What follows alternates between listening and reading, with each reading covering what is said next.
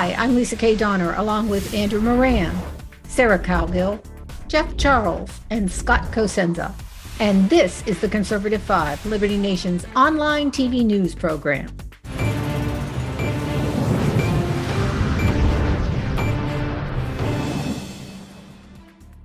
The My Pillow guy, Mike Lindell, knows that being a friend of Donald Trump comes with a whole host of sticky problems.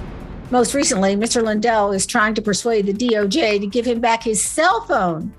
As if it wasn't embarrassing enough, the FBI cornered Lindell and demanded he surrender his phone at a fast food drive-thru.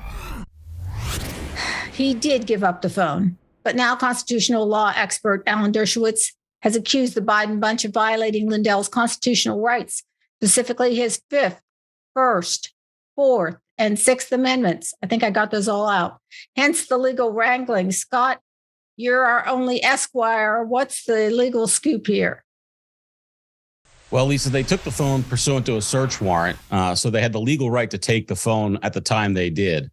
But Lindell says, and his legal team, including Alan Dershowitz, say that both the scope of the warrant, which basically allows them to look through anything that they can discover on the device, including years prior to any investigation they may be undertaking, violates his rights. And also, how did they find him?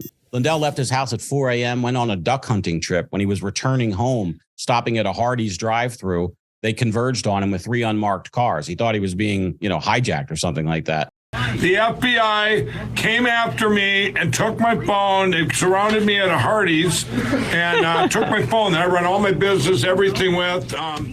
And so how did they know where he was if they weren't tracking him via his phone without a warrant, violating his right to be free from tracking? Well, the gray area, Scott, that's a gray area.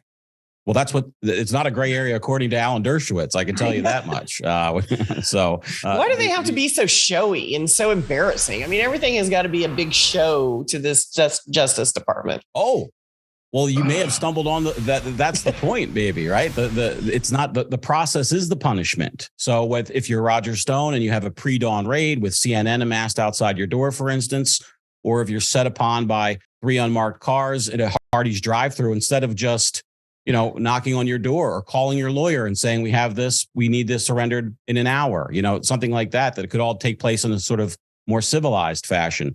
That's why the perception is that this is a war against Trump loyalists and not just regular law enforcement. Or if you're Steve Bannon, you have that perp walk that you had a couple weeks ago.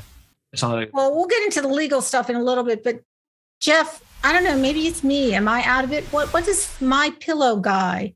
What's the interest in the My Pillow guy? Orange man bad. Scott hit it on the head. This is a whole thing against allies of Trump. I want to add one more point, which is that if the FBI observes 2 people breaking a law and doesn't pursue that law breaking against one of the persons, and then uses every resource with helicopters and gunships and satellites to pursue the breaking of the law with the other person, and the difference between the way they're treated is motivated by who they're friends with or who they voted for or who they donated to, is total corruption, even if the person actually broke the law, right? So if I drive 56 miles an hour on the highway and it's a 55 mile an hour limit and I'm the only one that gets a ticket because I've got a bumper sticker on my car that says MAGA, well, that's corruption, even though I did break the law. Nobody has answered my question. What does the My Pillow guy have to do with anything? He's friends with Trump. Simply a friend of Trump. Yeah. And any high-profile friend of the former president is going to be filleted so that other people say, oh, well, I don't want to be in that position. I can tell you that it has. Who knows if he's done anything wrong? He's probably done some wrong.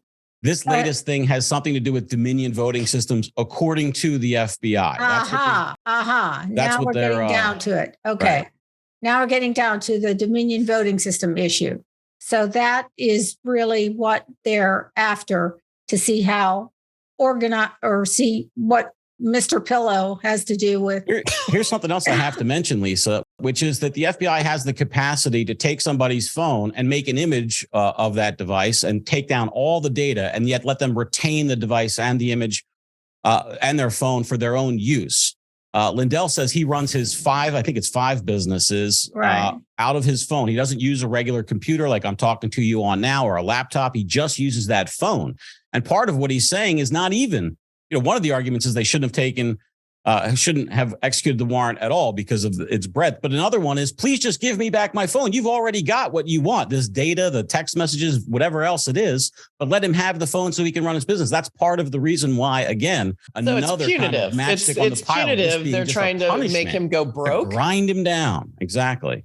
Well, did they have their day in court, and what happened? They have had their day in court. And as I checked, most recently, the judge has yet to rule on his request to have the phone returned. Well, I guess the plot thickens with My Pillow. Thanks very much, panel, and thank you all for tuning in.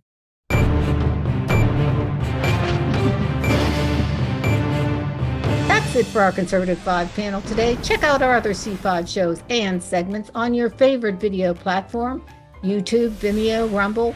We're on them all. As well, Liberty Nation has its own Roku channel where you can see all of our TV productions. Thanks for tuning in. And remember, surf on over to libertynation.com.